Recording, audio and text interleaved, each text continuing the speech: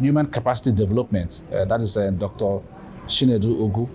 And we've been in the road of making Nigerian youths what they are supposed to be in the areas of empowerment. So we know that when you develop humanity in any country, mostly the energetic youths in our country, that's when you know you're building a youth. Our slogan is build the nation, build the youth. So empowerment is key. So that's why we're here today, to even appreciate him for lots of empowerment he has done in the country. So I think it's apt that we also use the opportunity to call on government to also do more in areas of empowerment, empowering youths in our country. Not just hairdressing, or the core engineering empowerment, core professional empowerment. It's not everybody that is buoyant enough to sponsor their children to schools, but these days there are very, very good empowerment areas that youths can involve themselves and make life meaningful. Nigerian youths to make themselves available for this empowerment. Even in the Ministry of Youth Development, the minister is crying. There are lots of projects, lots of empowerment projects on, and we are not getting youths coming out to take those empowerment programs. So I think the most effective is that Nigerian youths should come out. When Dr. Chinedu was making his remark, you heard him saying it, on robotics, he needs engineers to volunteer to come out so that he can harness the reason why he is empowering Nigerian youths. One thing is to come up with a large heart to empower. One other thing is for Nigerian youths to bring up themselves to meet up to that empowerment. The kind of empowerment Dr. Chinedu is doing in the country is professional. Robotics, intelligence, and all what you have. So we need to make ourselves available to that empowerment scheme so that we can tap from it. I think that's the role we need to play in this empowerment. What motivated me to do all of this is to ensure that there is peace in the country. Especially in the area where I come from, crude oil bunkering has been the order of the day in the past.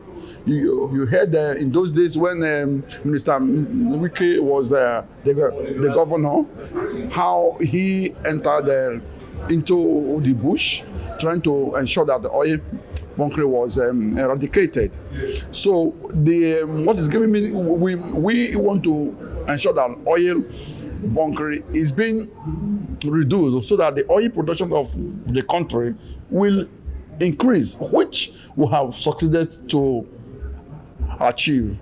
Also, we also want to engage the youth so that they can have meaningful activities rather than indulging in kidnapping for ransom, rather than indulging for cultism, rather than killings and all sorts of vices. So the major motivator is how to engage the youth to be useful citizens of the country.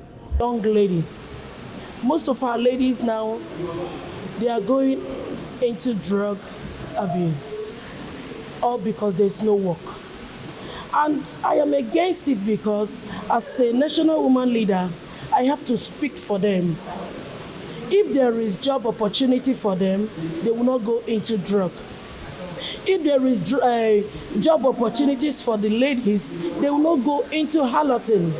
When you go on the streets now in the night, you see a lot of them hawking, looking for who will carry them, looking for where they can get means, which is wrong. I want to plead on the government, let them do something about it. Mostly in Lagos here, when you go around the cities, you will see a lot of our women taking drugs. The other day, I was in Festac. I saw a lady. She was on steez.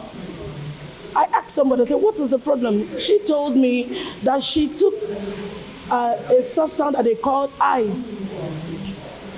I was like, wow. They told me that she came from a high reputable family. But the parents, they don't know that she's into drug taking. I want to plead on behalf of our ladies, most especially. Government should do something about it. They are into drugs. They are into a lot of things which is not good into human.